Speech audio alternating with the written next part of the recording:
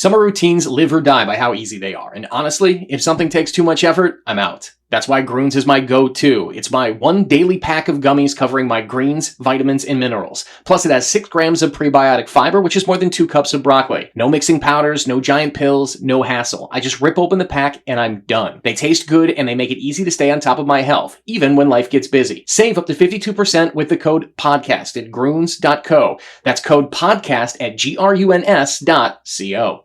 This episode is brought to you by Progressive Insurance. Do you ever think about switching insurance companies to see if you could save some cash? Progressive makes it easy. Just drop in some details about yourself and see if you're eligible to save money when you bundle your home and auto policies. The process only takes minutes, and it could mean hundreds more in your pocket. Visit Progressive.com after this episode to see if you could save. Progressive Casualty Insurance Company and Affiliates. Potential savings will vary. Not available in all states. Every team, every topic, everywhere.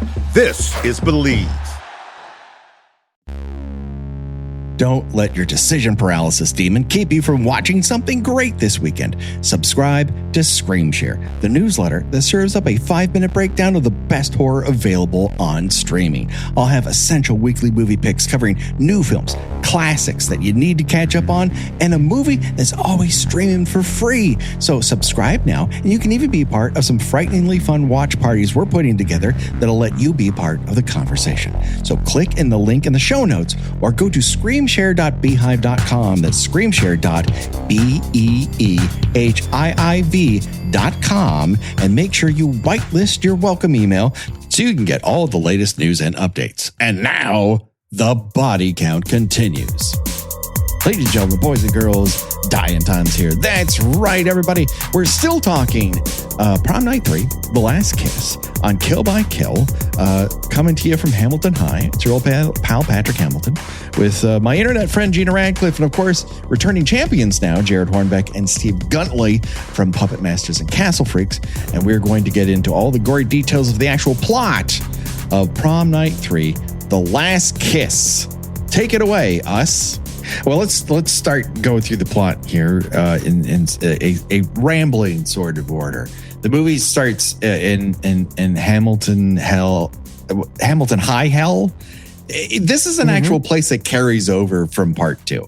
Yeah.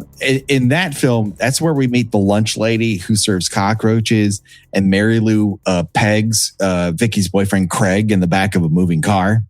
Right. Just 2 moments that actually fucking happened in that film.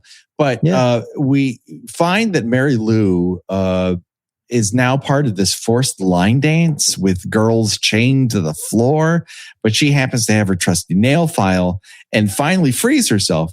And thus her gravestone explodes in a real flaming dog piss on Freddy's corpse style resurrection. Yep. This is a conversation we've been having a lot lately, because I just watched Nightmare 4 with my wife. She's seen it for the first time, and had so many thoughts. And then we had a friend of ours, Lowell Greenblatt, who wrote Nightmare on Elm Street. We were litigating this point to a large degree. Yeah. It's this thing that we've found in the franchises that we started with earlier, with like Friday the 13th, Nightmare on Elm Street in particular. They write themselves into the corner. And sometimes the way you get out of that can be very inventive and invigorating. And sometimes you just end up going, fuck it. The ambulance driver's Fred is Jason now. Like, they just don't know how to fucking do it. Right. And here's like a little bit of, this is where you can feel like, I've watched A Nightmare on Elm Street. I can pull from some of this. It won't be the last time it's mentioned here. But that being said, we cut to the real Hamilton High, where a janitor is mixing cheap booze with dirty mop-water. How the fuck is he not having explosive diarrhea? Talk about efficient visual storytelling. You show me that guy swigging a bottle of scotch out of a mop bucket, and I have no further questions. I know who this guy is. I know his entire life story. That's all I need to know. Whereas I have every question. And his entire life story is miserable. Yeah. It ain't good. He made some mistakes. Here's my question that I have immediately about this. So as we go through the movie, it's essentially like Mary Lou is coming back and avenging all of these like boyfriends that she's had in the past. And she's talking to the janitor and she's like, Jackie boy. And he's like, oh, I haven't heard anyone call me that in a really long time. We're talking about from like 1957 to like 1987, 88. It's supposed to be like 30 years. Yeah. And so the implication is that this is a former boyfriend of hers. At least someone who went to high school there. He might have been a couple years her senior, let's say that. But this guy is 72 years old. Yeah. At least. Well, he does have an active heart condition, so that might have aged him prematurely. How good can he look, sustaining on a diet of booze and mop water? Yeah. Yes. It ages you. When he's washing back scotch with used mop water, this can't be a recipe for he's in the peak of his age. Yes. No, that is, I mean, there's always mentions of his pacemaker also setting up a pretty fun kill. But that was the first thing I thought of immediately. Once I started thinking of the conceit of the movie and going back, I was like, wait a second. 30 years ago, this guy was supposed to be 17 years old 30 years ago. I don't know if I'm buying that, but it's been a very hard 17 years, 30 years. Right? They are lived in 30 years. Yeah. Yeah. He's got some city miles on him. Absolutely. Now, Jackie Boy wanders into one of Hamilton High's many rooms that just seems to have detritus in it. It has a lot of abandoned spaces, probably because a grand total of 40 people go to school there. Well, don't forget their team name is the Hamilton Hoarders. But inside of this room is where he finds a 50s era jukebox that's playing a tune that's also competing with and losing to the film's score. It's really one of those things where you have to choose one of these tunes over the other. And the movie doesn't want to do that for reasons I can't explain.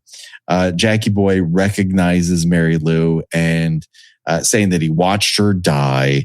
And Mary Lou says, well, she's here to return the favor. And he dies in a flurry of pink cartoon lightning that explodes his pacemaker straight out of his chest. Yeah, that's about the long and short of it. It's a good start. It's a good start. Look, I saw the electric lightning. I'm like, yawn, done that, been there. And then the pacemaker explodes. And I'm like, okay, that's a new twist on this. Like, I like that you very cleverly established that he actually does have a pacemaker just to blow it up. It's great. That won't be the end of the pink lightning. It will come back. It may not be as useful later on. Now we cut to the opening ceremony for the new non-burned gym at Hamilton High.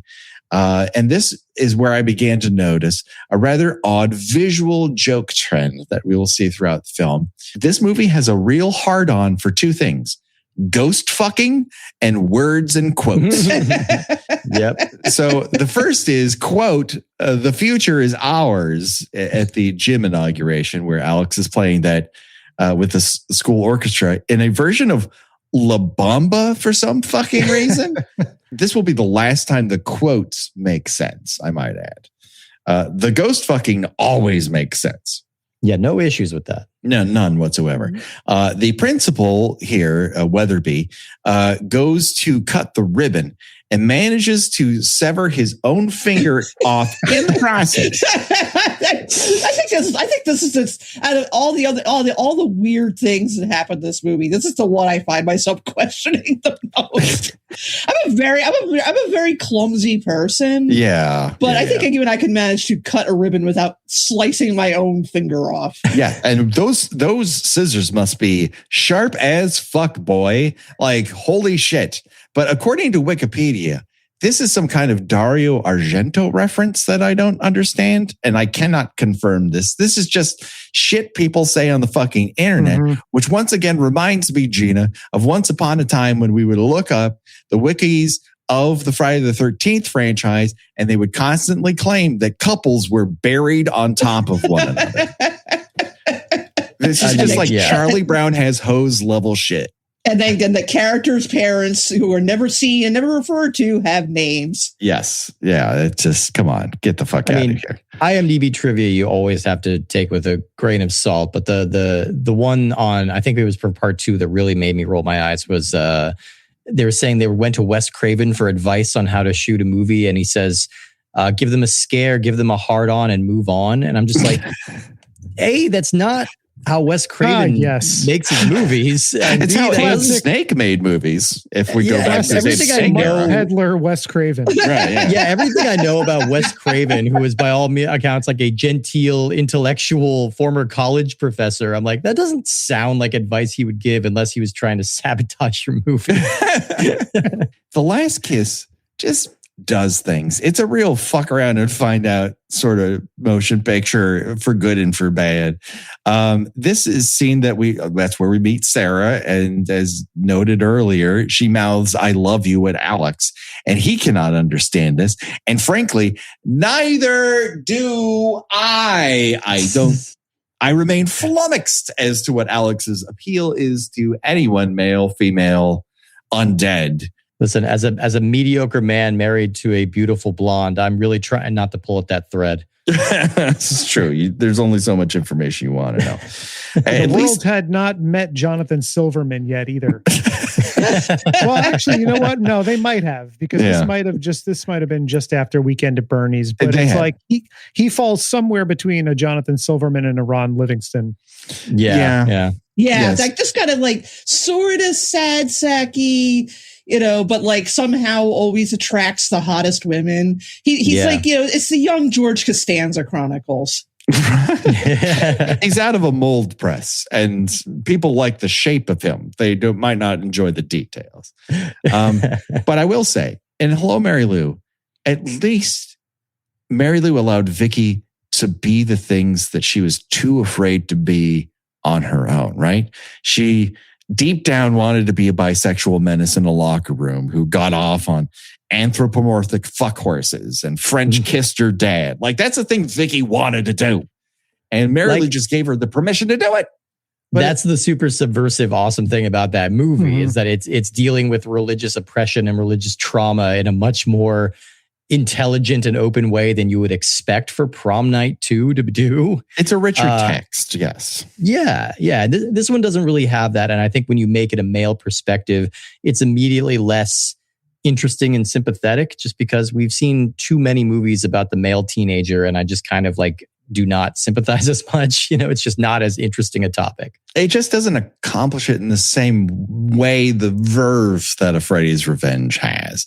Whereas, Hello, Mary Lou, at least Vicky was in the prom queen mix before Mary Lou enters into it and kind of forces the issue. And on top of that, Mary Lou helps guide Vicky's boyfriend to the realization that he's gay via slurs and ghost pecking. This is a productive haunting, everybody. Yeah. Also, in the audience for this opening ceremony, we got ourselves one Black Roses fan. Gina, did you catch that? I did. Just one guy who's you just know has a Black Roses record back at home. Oh, that's me. The principal in his speech explains that the revamp of the space had to be done due to, quote unquote, an unexplained fire. Which one, bitch? Hamilton High's gym has gone just flames up several times now. Like, we cannot keep this thing in one fucking piece. Their redecoration motif, however, gives part of it a real trans flag celebration theme in some shots, and I just think that's great. We learn over the course of this opening act that Alex is in a real pickle because he has to decide between spending the summer on a farm with Sarah or driving around with his best friend Shane, and he cannot say for sure which one he will pick. And this, to me, is where you start cutting ties with a motherfucker. Yes. You're one or the other of these things. this is a choice, but I would not call it a hard choice. He just doesn't want to make any choices at all. There's a real, I think I struggled with the Tim Conlon performance a little bit because I felt like having him be so bland and unaffected by everything was undercutting the main point of this. And so as an intellectual experiment, try rewatching this movie and imagine Tim Conlon, replace him with Tim Robinson. And I think you get at what I think this movie is doing, which is raging, like the rage of the mediocre man. It is somebody who is dying to be special, dying to be loved, dying to be wanted. And he is just bumping up onto the old brick wall of his personality and is just furious that he can't get over that hump. I think that's sort of what this movie is trying for, and making him be so disaffected all the time lessens the impact of that. Yes. I think there is one other influence, and we're about to get to it. But before we go there, we have to talk about Miss Richards. She's the guidance counselor, and I think secretly a drag character. Like her penis, her hair looks like a penis, and her cactus looks like a penis. There's just too many penises to not involve drag in some way. Yeah, she's basically a Far Side character. I was going to say she's a real Mrs. Krabappel. There's a Krabappel in this movie, and it is absolutely her. This day also turns out to be Alex and Sarah's anniversary, which he forgot about. And his solution is to take her on a quote-unquote romantic candlelight dinner, which turns out to be in the family station wagon. And this is where I started putting together a puzzle piece that I had not placed before, a little trend. I think this movie is directly riffing off of 1986's Better Off Dead. Mm-hmm. I could see that. I said, I mean, he is, they are, which is again, parodying, the kind of, carrot, sad sack who just mopes around, but somehow, always lands a hot chick. Right. They're just, it seems to be that he's just pulling from grab bags. And one of the reference points, like the tone of this is Better Off Dead. And that's not a bad idea. And there are times where it actually manages to, play in that world. But there's also things that are just so fucking wild that pulls you right back out of it. Like Alex's shoulder pads inside his jacket. Like, is he on stage with the fucking talking heads in that car scene? He's opening for Paula Poundstone. Oh my God. All he needs is a zhuzh and a line that ends in, what marketing geniuses came up with this one? He is just such a first draft of a man. Like he's just like just got the most basic ideas about everything. It's played to funny effect, but when he becomes self-aware, like it starts talking about how average he is, I'm like, my dude, you're kind of less than average. You seem to be dimmer than the average bulb around there. You're really trying to plus that up. Yeah, it's not even that he's average. It's like he's not even trying. Yeah. No, he's actively not trying and hates trying to a certain degree. He has to be forced by ghost fucking into doing anything. Yeah. Principal Strickland would not like this guy. No. This guy is a lot of butt heads aimed in his direction. You're expelled. This episode is brought to you by Progressive Insurance. Do you ever think about switching insurance companies to see if you could save some cash? Progressive makes it easy. Just drop in some details about yourself and see if you're eligible to save money when you bundle your home and auto policies. The process only takes minutes, and it could mean hundreds more in your pocket. Visit Progressive.com after this episode to see if you could save. Progressive Casualty Insurance Company and Affiliates. Potential savings will vary. Not available in all states. Summer routines live or die by how easy they are. And honestly, if something takes too much effort, I'm out. That's why Groons is my go-to. It's my one daily pack of gummies covering my greens, vitamins, and minerals. Plus, it has 6 grams of prebiotic fiber, which is more than 2 cups of broccoli. No mixing powders, no giant pills, no hassle. I just rip open the pack and I'm done. They taste good and they make it easy to stay on top of my health, even when life gets busy. Save up to 52% with the code PODCAST at Groons.co. That's code PODCAST at GRUNS.co. Now, this date, if I can call it that, ends in a fight. And Alex then decides to end things by saying, I really need to go back home and study for our science test. And when he does go back to school, the hallways seem to be alive and Evil Dead camera moves. And this is where it came across to be the way they're shooting this actor and the way they've styled his hair in particular, that Alex is giving Eddie Munster here. And sorry to that wolf man, Eddie Munster isn't sexy, y'all. No. Oh, man. No. A cease and desist letter coming from the estate of Butch Patrick. How dare you? Come after me. Like that show lasted 2 seasons. That being said, Mary Lou, I guess in this film, more so in the last one, seems to draw her power almost via succubus thing. Because the more she fucks Alex, the hotter she gets. And that didn't seem to work last time. She just shows up and she's like, I'm new and improved. Killing seems to improve her looks. Whereas here, it really seems to be focused on fucking for whatever reason. But they have sex on top of an American flag. And that's where I got the question, did the last movie take place in the US of A? Because I was under the impression it was distinctly Canadian. Yeah, I thought this they were whole really franchise is markedly Canadian. And yes, I think in this particular one too, like some of the school scenes, it was very like, if not even Degrassi, but like Wheels Ontario.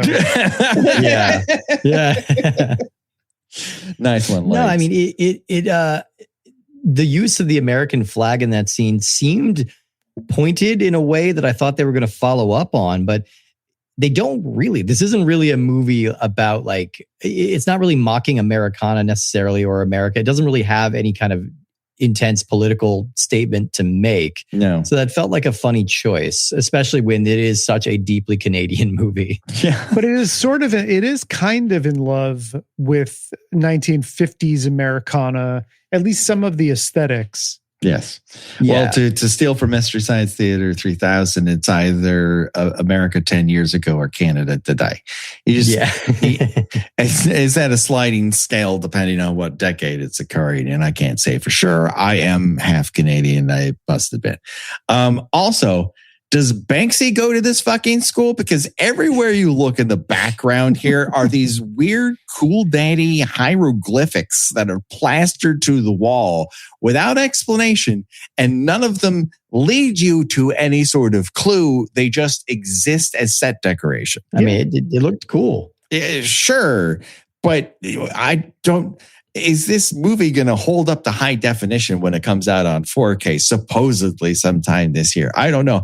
I am dying to know. Supposedly, it was announced that Synapse had finally convinced whomever landed the rights of these 2 films, please let us put these cult classics out in a format that people can watch and enjoy. Whereas previously, every single, horror remaster label had wooed whoever this person was. And they're like, it seems more trouble than it's worth. And like, how many people can come to you and say, please let us do this before you get the impression people want this fucking movie in their lives? Sometime in the next few months, Hello, Mary Lou is coming out on, if not just a Blu-ray, I think possibly a 4K from Synapse. Supposedly. Awesome. And because we had on our podcast, I mean, I think this was probably a year ago at this point, but we had Michael Felser, who works for Red Shirt Pictures, talking about doing special features for the Synapse. I think it's 4Ks for Hello, Mary Lou and for Fright Night 2. Oh, right. Yeah. Also coming out allegedly 2026. I mean, we're pretty far into the year now. So like, hopefully by the fall, these will be coming out. In terms of Prom Night 3, I don't really know if there's any, I don't know if the rights were required for that too. I know it was restored, I think, from the original negative for Hello, Mary Lou, like a painstaking process, but apparently it's going to be a pretty gorgeous print on this 4K, because we've had pretty shitty prints of these movies. And even once we got a good Blu-ray print of the first movie, it was like a totally different experience, because I remember renting the first movie in the 90s and being like, I can barely see what's happening on screen. And then I think it was Synapse's one, and then the 101 Films Blu-ray that they put out like maybe 2 years ago is really pristine. So I'm excited to see how, not only how these look, but also apparently they're, putting a lot of care into the special features too. I would love for there to be a part 3, but I'm excited for 2 and for Fright Night 2, which is a movie that I like quite a bit and also shockingly hard to find. Yeah, we never saw that one. We did that. We covered that last year because it is on YouTube. Not a terrible cut, but it still deserves a. I have a Brazilian Blu-ray of it. Okay. So I don't think it's legal, everybody, but I own a copy of it. It's a really good looking motion picture. So the next morning, Alex is caught naked in school, again, riffing on nightmares, but this isn't really a nightmare, and no one catches him because apparently everyone rope drops this school like it's fucking Disneyland. I don't know why they're all running down the hallways at once. But it happens. Later, he calls his parents, and we learn the tragic truth behind his, how he came to be in this world. Alex's parents are Peanuts teachers.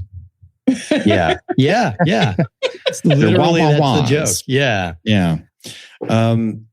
Later, we get another Better Off Dead thing, which is there's a MASH-like school announcement over the PA system that tells everyone at the chess club is canceled for the day and that they are to report to the library to play with themselves. Does that mean that Alex and Shane are in the chess club? Because the next scene is them in the library. They do not strike me as chess club bros. No, I was going to say for being a kind of a loser. Alex is busy. He plays in the orchestra. He plays football. He's in the chess club. Yes, he's a jack of all semi-competent trades and a master of also none. And I was going to say it does poorly in all of them. Yeah. Now, during his microfiche scene, which gave me life, it's like there's all these things that are so fucking kill by kill coded in this motion picture. They find this Mary Lou Maloney death notice in the newspaper, and you do see half of another headline, which, as everyone knows, I love to find. I wish I could see the other half, but I can't because it's presented in 4:3 on YouTube. And it simply says, it starts with this: whale flips. What the fuck could be the end of that sentence? Whale flips the bird at presidential convoy? I don't know. Yeah, I don't know. At premiership? Who's to say?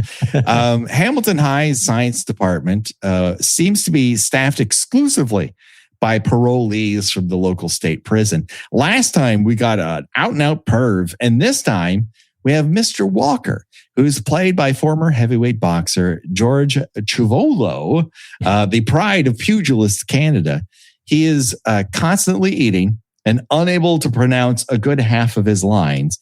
Then again, he lasted for 2 full fights with Muhammad Ali. So fuck me, honestly, because if he took those punches and is able to act after the fact, good for him. Anyways, a subtle, nuanced, almost anonymous performance, I would say.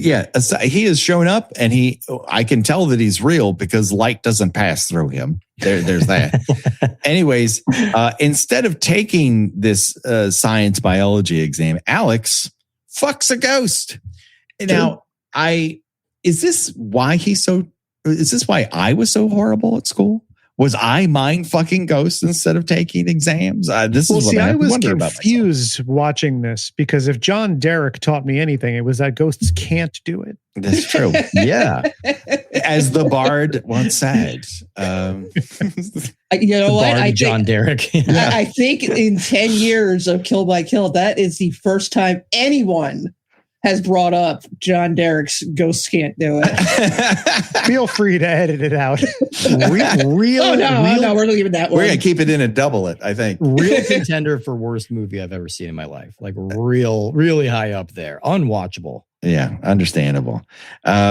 And so we get another MASH style announcer joke at some point here about the women's weightlifting team's facial hair. I think joke might be overselling what they're trying to accomplish. But yet it was very in keeping with 80s. I mean, they wouldn't have called it transphobic, but in keeping that, girls that play sports are kind of manly. Yeah. Had this been like 2 years earlier, this would have been about East Germans. Exactly. Precisely. But at that point, they had immigrated to Canada, and hence this joke. Gina, we need to make Hamilton High apparel for the t-shirt shop. It is a moral imperative. I mean, it's got a cool double meaning, Yes. I mean, we learn at some point here that the Hamilton High team mascot is that they're beavers, in the sense that on their scoreboard, they're called the Beavers in quotes. This is the second big quotes joke. But on their football helmets, it's just a cartoon of some Scottish dude. So I'm not really sure. Is he a beaver? Is he a beaver in the form of a Scottish dude? I'm not particularly sure why he's Scottish. I don't understand it, but I do want to make a t-shirt of it. During this football practice, we learn that fucking a ghost makes you a better athlete. That's just science. I mean, all the pros know it. That's right. The MASH announcement jokes were a bad idea. None of them are funny. I'm not even going to repeat the one that happens after this. But Mr. Walker, the science teacher, is later killed as he's grading papers by Mary Lou when she crucifies his hands with ice cream cones that she compares to boobs, and then puts a blender through his mouth and out the back of his skull. And later we learned that she has ripped open his chest and filled that cavity with banana split ingredients for an entire film's worth of fruit jokes. Yeah. They cannot give that up.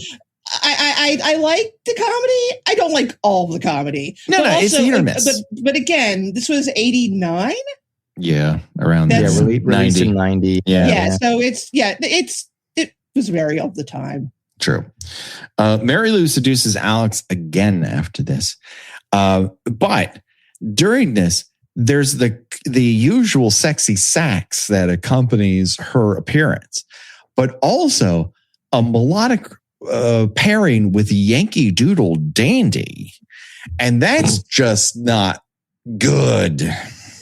Again, there seem to be hinting that they're doing some kind of political satire that just is not part of the film's structure, unless I'm like completely misreading what this movie was about. I didn't really think this was any kind of screed against like American patriotism or anything. I didn't really understand why they kept hitting that note so hard. And it probably shouldn't be so Canadian, because when we see Alex's home when he pulls up in his station wagon, it's a very unique design of a Canadian pyramid with 0 second floor windows. Yeah. It's just a first floor and the tallest roof you've ever seen. It's just reaching towards God, like the Tower of Babylon. When we come back to school, this is when we see that the scoreboard for Hamilton High reads Badgers in quotes. And for reasons of ghost fucking, he manages to win a scoring touchdown, despite not being a very good athlete, and his best friend saying, we should stop playing football, and later getting mad that he can't play football. He's a very inconsistent character, the best friend. Yes. Yeah, I couldn't really understand his vibe. Like sometimes the way that he popped in and out of the movie made me think he was like beautiful minding him the entire time. Like this is just Paul Bettany, and like he's just popping up from time to time to give advice. Other times there was a very homoerotic vibe between them, which I was like, okay, let's explore this idea. But then they sort of let that go. They didn't really figure out a path for him other than just, he's his friend. But they have this kind of strange obsessive relationship. Yeah, it feels like they're going to lean into the homoerotic part, especially when he's like, girlfriends come and go, best friends last forever. Yeah. They're like sitting with their faces very close together. And then there's to the next scene, their relationship isn't really like that at all.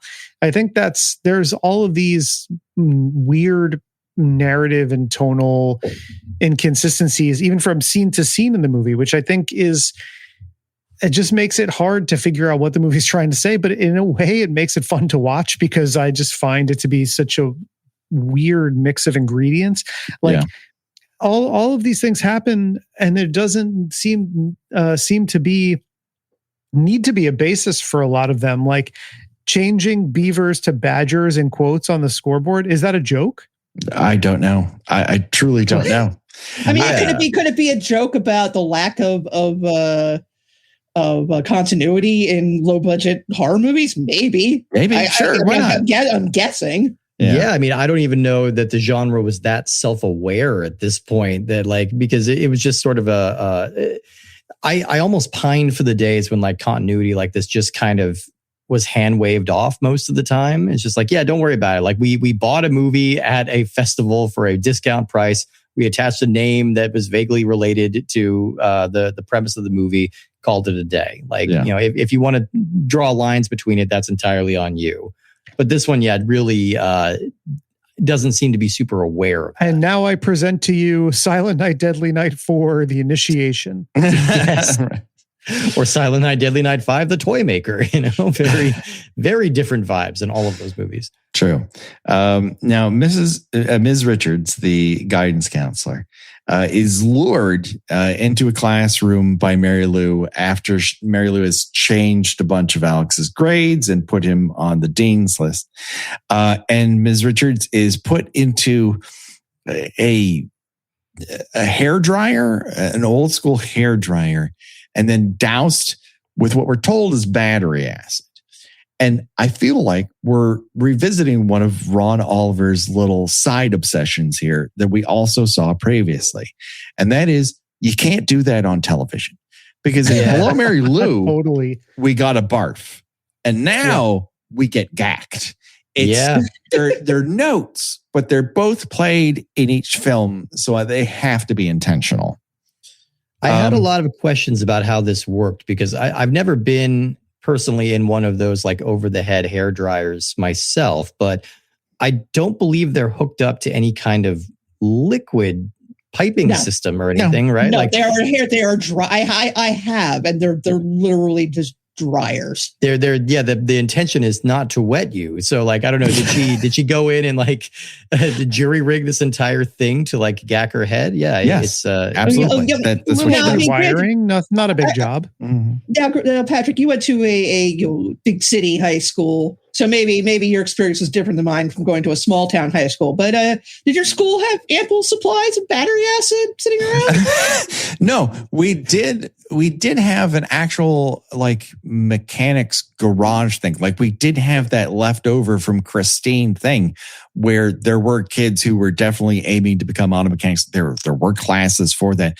We did have a shop. We did have a printing shop. There was those things. I don't think we had a home ec on this level. An operating beauty salon. Yeah, for whatever reason, Hamilton High has a lot of wherewithal. Like they have, which is pretty good for considering they only have 18 students. Exactly. Yeah, it must be a trade school. It's like you want to be a mechanic, you want to be work in a salon. Like we've got everything. Yeah. This is where we learned that the high school bully is also the high school president. He forwards, as mentioned earlier, an anti-dweebs, dorks, and geeks on the football team thing that it passes. I'm not really sure how that comports, if this is America, with the sort of Title IX rules that we may have had in place. But I would never legislate against dweebs, dorks, and geeks because I'm a real man. And that's what real men do. I was going to say, is that legally binding? I don't think so. But also, I don't think that guy cares. Later, when we returned to Alex's family, we learned that his little sister, wears decorative potato sacks around the house. Like, where would one even buy such a clothing item, Gina? I mean, I assume that her her mother made it for, like, in the Great Depression days. So they would just turn pillowcases into dresses.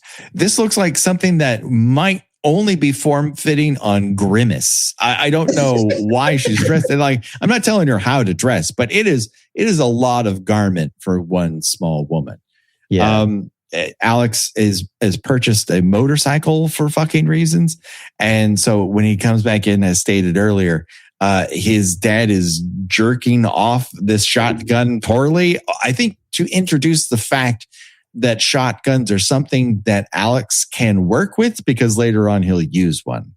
It's about the only thing. We also learned that his dad has a lot of issues with women. Yeah, one or two. Yeah, one or two. Gina, when they return to the football field, the high school bully is killed in a very specific way.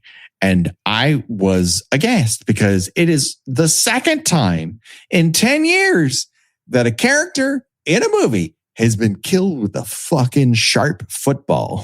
I was going to say, which is the superior version of this? Prom Night 3 or Graduation Day? Personally, I think football sword takes it because it's more incomprehensible. Because Mary Lou is supernatural and she can just make it into a phantasm ball by thought, it almost makes sense given how crazy the movie has been and will continue to be after this point. Whereas at no point do you think in Graduation Day, someone's going to make a football sword at some point. And you gotta throw that football sword. That's a real thing, right? That's a delightful, it's a delightful little aside in that movie, because that movie is primarily a band playing songs in their entirety for 18 minutes and Christopher George yelling at a stopwatch. Yeah. The beginning of that movie, the opening credits of Graduation Day are one of my favorite 5 minutes of anything, because it is, there must be 400 edits in the opening credits to that hilarious disco song. And it's like, I always get caught up watching it because I'm like, it's like the beginning of 3, 2, 1 Contact. This really pumps you up.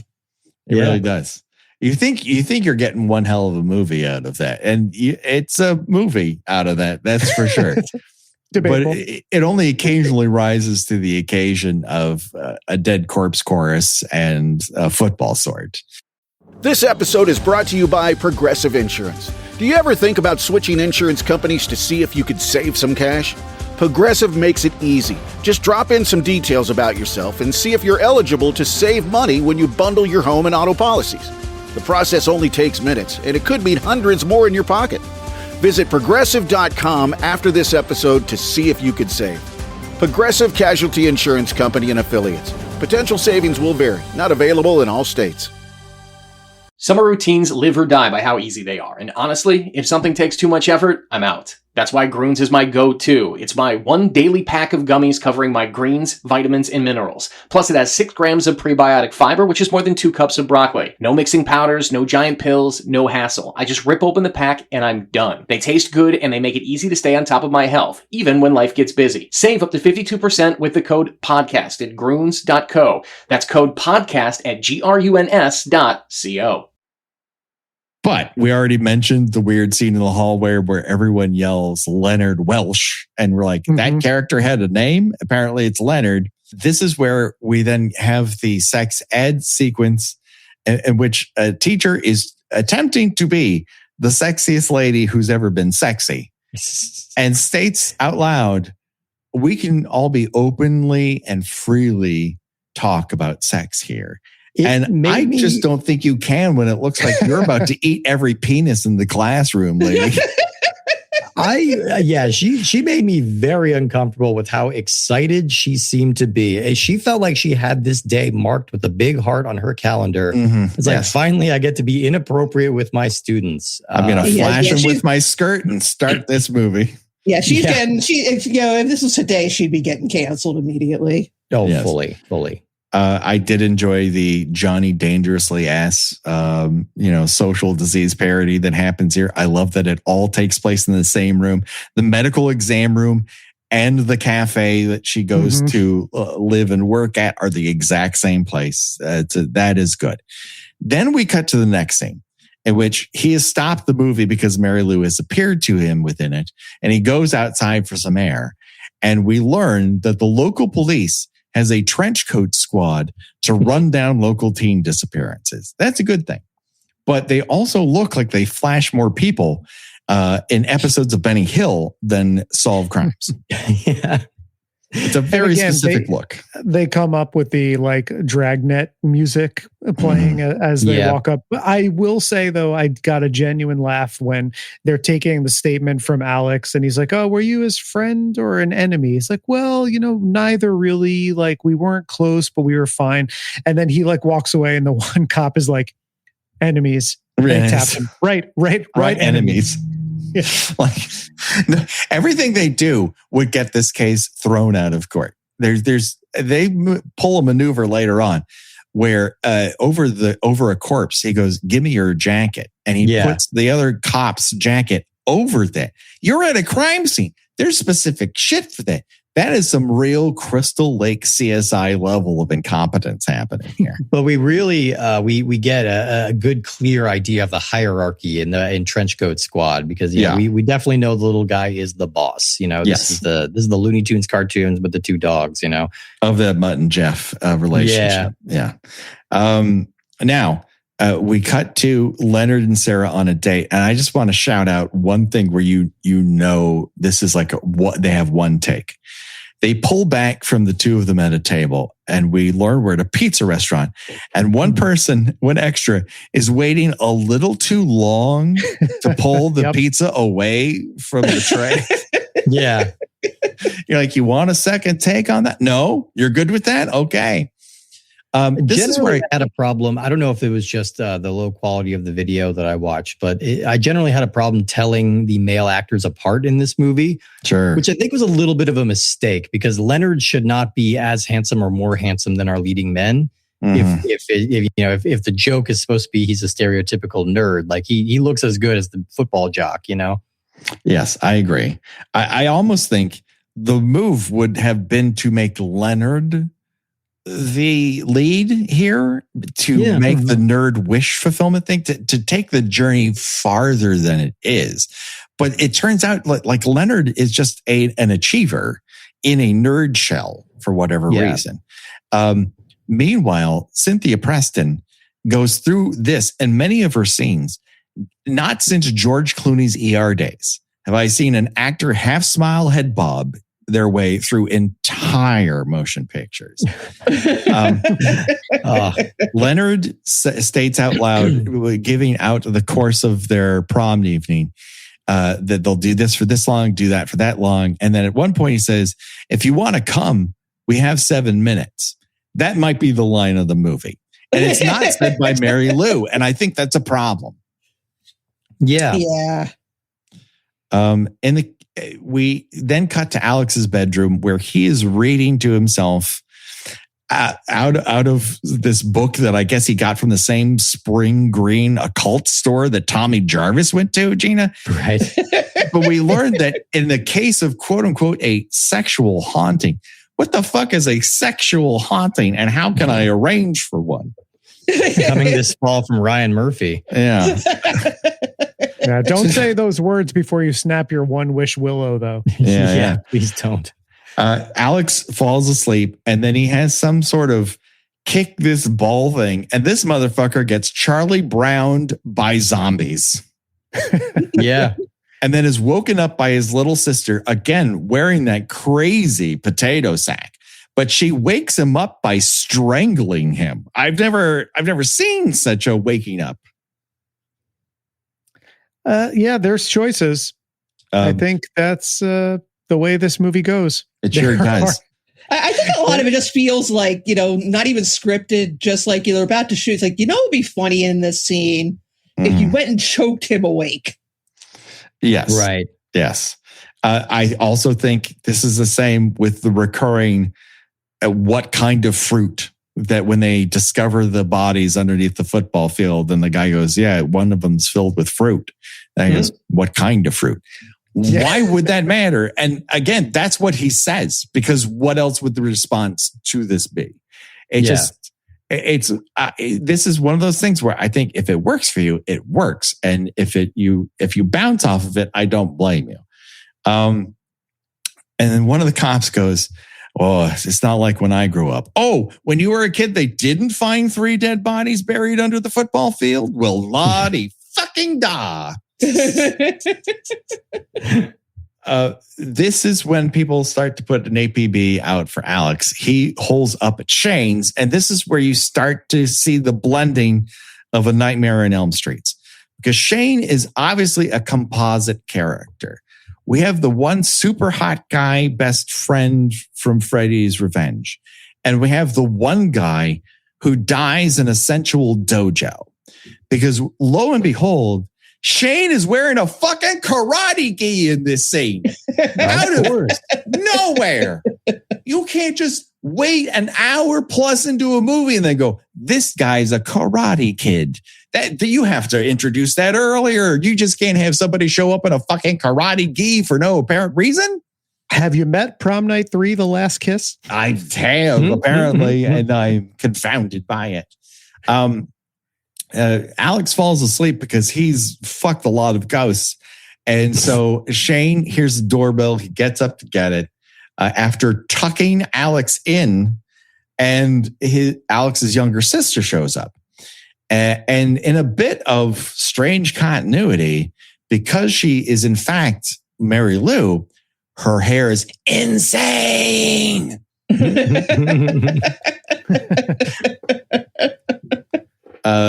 Shane is dressed in a karate gi. We got to get this motherfucker to a sensual dojo immediately. But as he mentioned earlier in the movie, the way he wants to die is around his parents' white rug when the maid has the day off. And lo and behold, that is how he dies after Mary Jane makes Alex's much younger sister sexy for some reason. And then Shane is just being too horny towards a minor. So he gets his heart ripped out through a couch in a motherfucking get bunked kill, Gina. Yes. Another one for the list. Another one, and it won't be the last. You don't have to use another person's coat to cover a body. You just contaminated the crime scene, detective. Well, we already discussed that.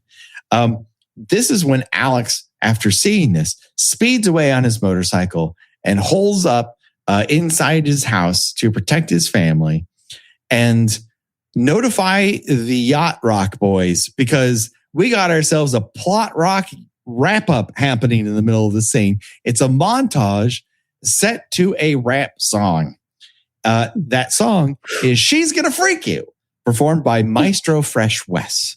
It is not available on any of his albums, and I did look, at least not as far as I could find. I will say, despite borrowing liberally from both Big Daddy Kane and Rakim Flows, he ain't half bad. His 1991 album, his follow-up to his debut, in particular has some choice cuts. I'm sorry, what were we fucking talking about again? Oh, hello, merrily brought plot note too. Anyways, this is a plot rock wrap up, and we learned that he has a shotgun, which is something that all ghosts fear. They hate shotguns. Yeah, common lore. We all know that. Yeah, and this is when Alex starts dousing no-dos. And he reaches into the fridge to grab a soda. And the soda, I learned, is President's Choice, a private label brand of Canadian grocery store Loblaw. It started as Le Cola. And then the English language side is The Cola. But the is in quotes. What the fuck is happening in this movie?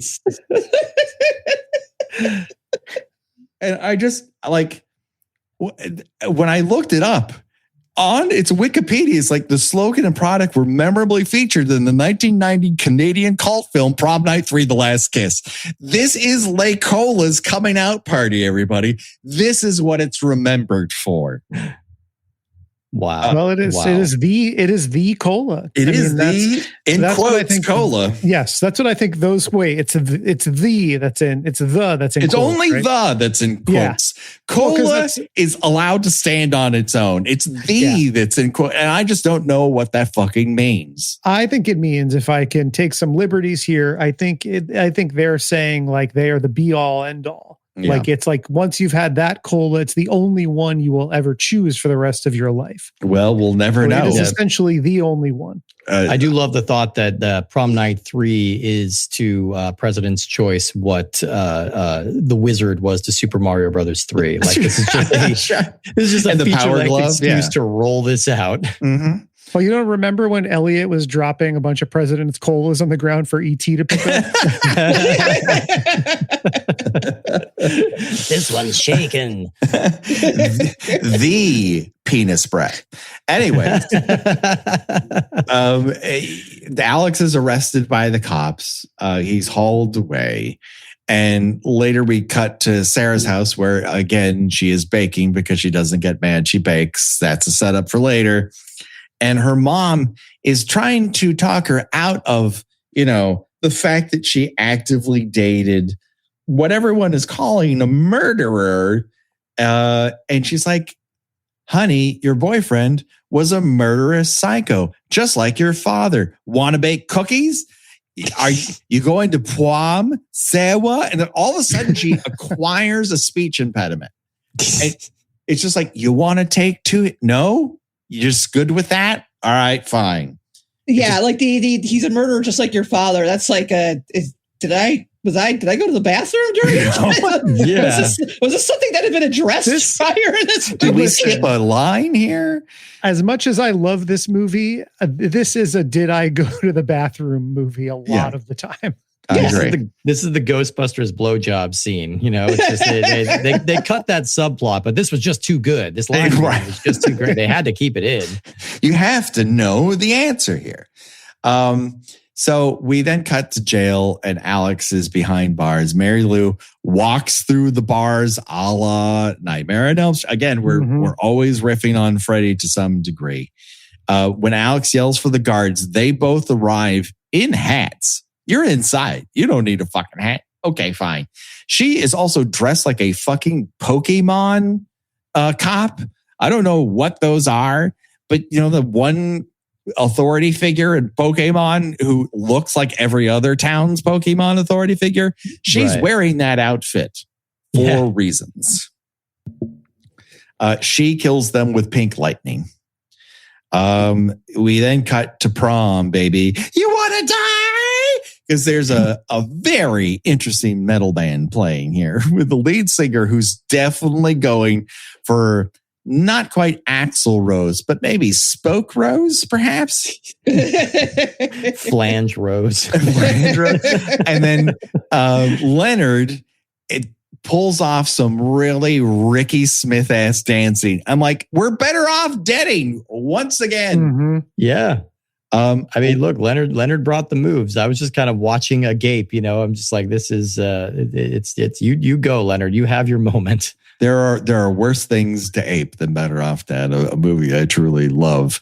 Leonard then wanders off while Sarah drinks in a bathroom, and he goes into a room that has the world's oldest computer. And he's like, wow, like fucking Atari had happened. What are we doing here? What, like a Commodore 64 is better than this shit. I was appreciating it. This is like that. This is for those like analog fetishists. It's like, look at this like incredible contraption with like the perfect number of knobs and reel to reels on it. Yeah. Like I was just like, I'm digging it because I like that stuff. Yeah. Then we have this thing where Mary Lou erupts once again from the center of the stage, which is like, this is how she makes a fucking entrance. And at this point, like this stage gets more workouts than Clavicular. Like it's a lot. The vast majority of their budget, it does not go to clearing out, empty rooms. It goes to redoing this fucking stage on the gym. And then she makes the play that In order for Alex to save everyone, he'll have to come with her to hell, which he agrees to do. And then they descend in a fucking phantasm bed, Gina. I appreciate that they were trying to introduce like some Dream Warriors-esque sort of continuity for Mary Lou, where we get taken into her world for a little bit, just to see how the other half lives. And this was some of the most fun stuff in the movie for me, because they're raiding the Spirit Halloween closet and really kind of zhuzhing up this high school to look like the halls of hell. And I'm like, I could feel them having fun with this. Yes. And a theme that is a carryover from Hello, Mary Lou. So I'm a big fan of it. This is where we begin to get all the elements of Sarah's character we probably should have dotted along the way. The fact that she is like a Ninja Turtle, good with machines. She's able to rig a flamethrower. She's able to then re-rig that flamethrower to be an explosive device. We learned that the ghosts in hell can't clap on rhythm. It's just that the school is so fucking white, even the ghosts can't clap on the fours. That the jukebox apparently, when it's destroyed, screams like a great white shark from Jaws: The Revenge. I was appreciating at least the proto Hellraiser 3 nods of like discs being used as projectiles in the sequence. Yes. Yeah, I think that's the same year. So this is just shit that's in the air. Like people just want to make razor blades out of musical discs. This is something people wanted to do. Yeah. But they managed to shove an explosive device into Mary Lou's cleavage, explode her, and then drive through Mary Lou in a car. And she becomes a pink lightning portal that transports them into what they believe is the real world. It turns out to just be another dimension, or is it time travel? I don't know. Unclear. I think we kind of land on time travel. Yeah. But it's not hell, because while people aren't ignoring them, they're not corpses. Yeah. That is true. The payphone costs a dime instead of a quarter. Yeah. That's sort of your giveaway there. But then a la Nightmare on Elm Street 2, Mary Lou pops out from behind someone in a car seat.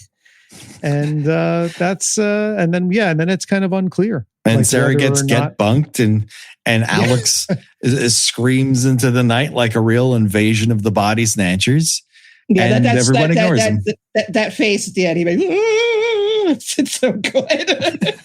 It's like the only time he actually genuinely shows any life.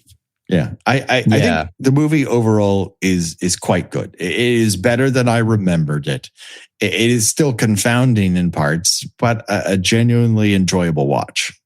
Mm-hmm. Yeah. One of the things I think we've learned from doing Puppet Masters Castle Freaks for so long is just maybe as a defensive mechanism, but we sort of have learned to take movies, like the budgetary restrictions of movies, into consideration and just look at it like not so much about how it was executed, but what they were trying to execute. And I feel like this is a really good example of that. Like the filmmaking, the acting, things like that are pretty amateurish, especially when compared to the previous movie, which I think looks very professional and very slick and has a lot of visual flair. Mm-hmm. But you understand what they're going for with this one. The script is strong. The kills are inventive, and generally, I think, even though this has sort of like a kitchen sink approach to the jokes, enough land that they sort of glaze over the clunkers. I agree. But speaking of clunkers we don't want to glaze over, it's time to choose your own deathventure. That's where we decide of the deaths in this film. If you were forced to die in one of those ways, which one would it be and why? Up for bid today, we have exploding pacemaker via cartoon lightning. Ice cream cones through your hands, hand mixer through your skull, body cavity filled with fruit. We can be gacked by battery acid and melted. Phantasm football to the chest. A get bunked through a couch with heart removal. A pink lightning strike ×2. Death by computer tape? I don't really know how Leonard goes out. We just see the end result of it. It's a little undetermined. And then a get bunked through the back of the front seat. I don't know if a heart removal is part of this one. We just see her hand. So it's a little bit of a Mortal Kombat. Jarrod, I choose you to go first. Oh, sure. For me, this is an easy choice, and it is death by magnetic tape. Because not only is that what I'm choosing here, I'm also quite convinced it is how I'm going to die. It's just likely in that sense. You're choosing your destiny, and you're already going out there. Yeah, I showed my hand a little bit before with my love of analog machines and things like that, and I'm going to be tied up and choked and hung in the air by magnetic tape. It's a foregone conclusion, really, at this point. Noted. Between this and the volleyball net webbing from part 2, I think we've determined some of the kinks involved behind the filmmaking, but that's neither here nor there. Steve, what say you? Well, an old woman already predicted I would get crucified by ice cream in real life, so I'm going to take that one off the table. So I'm going to go with the classic heart punch. It's I like that it wasn't just an Indiana Jones heart rip; it was all the way through the upholstery, which I thought gave it a little extra character, and I feel like it would be a quick and painless enough way to go. So, are you willing to die in both a karate gi and have one ear pierced? I choose to die how I lived, so I think that makes sense. Yeah. Noted. Gina, how about y'all's? I don't know if I want the mixer blade, through the mouth, but I do like the idea of being found, disemboweled and my chest cavity filled with delicious ice cream. Sure. Yeah. Because I would choose to be found in death as I was often found in life, which is filled with ice cream. And a treat. Sure. Exactly. Sure. I think of these, what appeals to me is Phantasm football to the chest. I just... Do you remember if that was the one you chose for graduation day? I want to say it was, but I don't remember these episodes after I'm done editing. That's the old, to be honest with you, off the top of my head, that's the only death I can remember from that one. Sure. I think someone may have fallen in. I think someone may have fallen into sword in there. Yes. Yeah, I think someone may have fallen into like a punji stick trap, and it was javelins. I think. Or I could be confusing. I could be confusing that with Fatal Games. Fatal Games. Yeah. Yes. Oh yeah, a very javelin heavy motion picture. Yes, correct. Oh my God, Fatal Games, my God. So I think that just about does it. Steve, Jarrod, can you tell people about your show and where they can find it? Sure. Absolutely. So you go ahead, Jarrod. So our show is called Puppet Masters and Castle Freaks. We are covering everything that is produced by Charles Band. There are a lot of movies between Charles Band Productions, Empire Pictures, Full Moon Features, all those things. You can find us on any, platform where you get podcasts, Apple Podcasts, Spotify, Podcast Addict, Podchasers, anything like that. New episodes drop every Friday. I'm not entirely sure when you will be hearing this, but we have upwards of about 200 episodes or so of our show. And we cover stuff that a lot of mainstream podcasts really wouldn't touch. I mean, if you got a sense maybe from some of the things we referenced in this episode, we like talking about some pretty obscure movies, and there's stuff that we're proud to cover that most mainstream podcasts wouldn't even cover. Steve, can you think of some anything I'm leaving out, or also some episodes of note that people might want to check out? Yeah, I mean, no, you pretty much covered it. It's a wider swath of movies than you might think, because Full Moon also had a family-friendly label, and they also had a softcore erotica label. So they really did kind of run the gamut a little bit. We had some really fun recent episodes on movies like Femalien, which I thought was a really strong episode. Obviously, we've talked about some big ones like Reanimator. From Beyond, movies like that. And we are still working our way through the Puppet Master series. We have not completed the entire Puppet Master arc. I believe the next time we get back into it, we will be going into Nazi territory. That series takes a real hard turn into Nazi imagery right around the time that we're going to start. Beyond Nazi lines. And if I can just actually highlight 2 episodes for listeners, if you go back a little ways in our list of episodes that we've released so far, you could listen to Gina talk about Metal Storm, the destruction of Jarrod Sin. Ooh. Or you can listen to Patrick Hamilton talk about Terror Vision. Yes. And me not so subtly just constantly throw it out for the female lead in that motion picture. Hey, she's great. She is another Better Off Dead connection. So that just about does it. But Gina, where can people find you on these here internets? I am pretty much laying low on the internet, but you can find me on Instagram under Gina Does Things. All right. And of course, go to screamshare.beehive.com. That's BEEHIIV.com, where I give out 3 streaming horror recommendations to you each and every Thursday direct to your inbox. And of course, find us on socials, talk back to us on Spotify and YouTube, and rate and review us on Apple iTunes.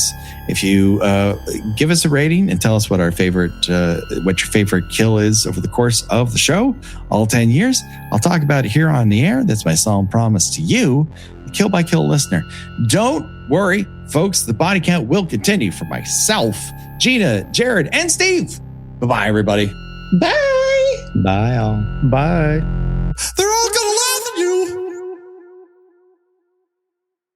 Summer routines live or die by how easy they are. And honestly, if something takes too much effort, I'm out. That's why Groons is my go-to. It's my one daily pack of gummies covering my greens, vitamins, and minerals. Plus it has 6 grams of prebiotic fiber, which is more than 2 cups of broccoli. No mixing powders, no giant pills, no hassle. I just rip open the pack and I'm done. They taste good and they make it easy to stay on top of my health, even when life gets busy. Save up to 52% with the code PODCAST at groons.co. That's code PODCAST at gruns.co. If you like the show, please take a moment to rate, review, and subscribe. It really does help the show to grow. Thank you for listening.